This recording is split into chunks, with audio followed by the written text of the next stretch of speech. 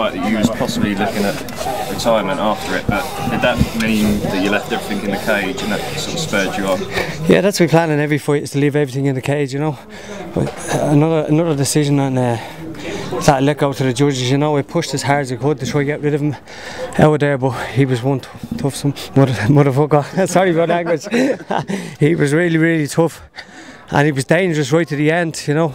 As for the retirement thing, no, someone took me up wrong, you know. I said that if things start turning bad for me, and then I'd consider it. But I'm still at my A game. I'm beating people that are younger than me, still here now, you know. So I'll keep going on, and that changes. Neil, great performance off your back. Did you expect it to be on the ground as much as it was?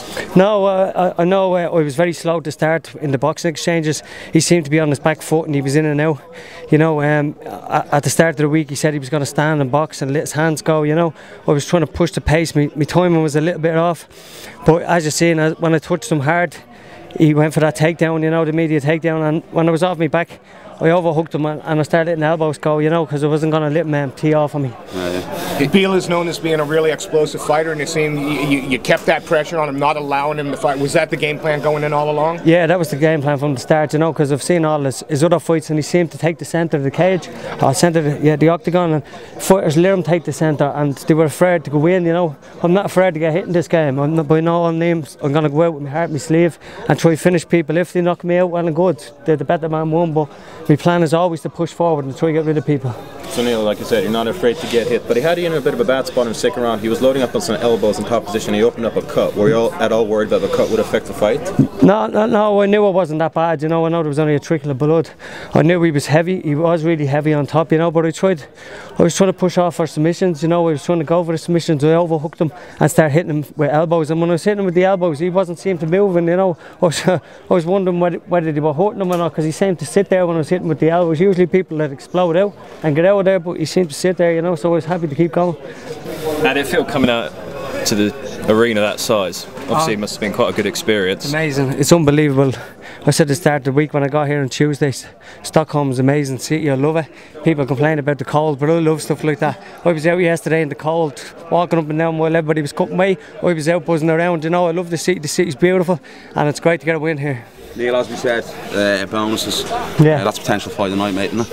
Yeah, I think so. You know, it was, as I said, the first round was a bit sloppy, but when the two was warmed up, we really went for it, you know, and they're the type of fights that I like. Your hands look great throughout the fight. Where do you think your boxing stands compared to the rest of the division? I don't know, I was really, you know, I boxed in Blanchardstown and I boxed with really pros. I don't know, a lot of people know Steve Collins. Well, I train with Pascal Collins, his brother, you know, in the Celtic Warrior gym, and they've fantastic boxers out there, you know, and I go out there and I'm happy enough, they're obliged that they let me go out there and spar with the boxers, you know, and I work with them, you know, and I take big shots, so I don't think coming in here, I know they're smaller gloves, the punches don't seem to affect me as much, you know. Neil, you had to cut a couple of pounds, you said the other day. Paul had a bit of a tougher cut. Do you think he's rehydrated enough to put on a good performance? Yeah, Paul is always, like, he's young, he has a brilliant, he's an outstanding gas tank, and I'm sure he's going to show that there. He's had to fill him back out.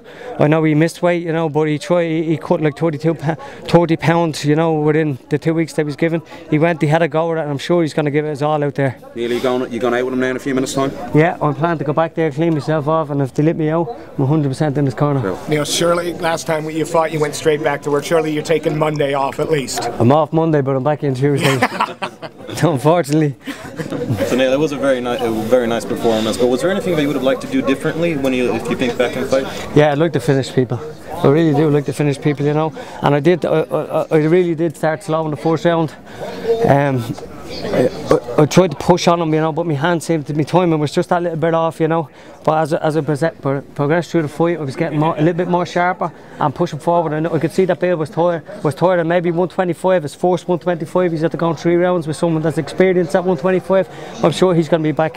He's a good guy and he's a fantastic fighter. You hit him right in the third. Was he hurt or was he just tired? No, I seen it in his eyes. He was really hurt, and then he started moving off. He started running off a little bit, you know, and trying to close the distance. He was gone. His footwork was really good, but he seemed to turn his back a bit. Anytime I was throwing the shot, he was turning his head, you know, and he was looking down a bit, you know. That's why I went for a flying knee. It didn't come off, but hey, God loves a try. Thank you guys. Congratulations. Great performance. Thank you.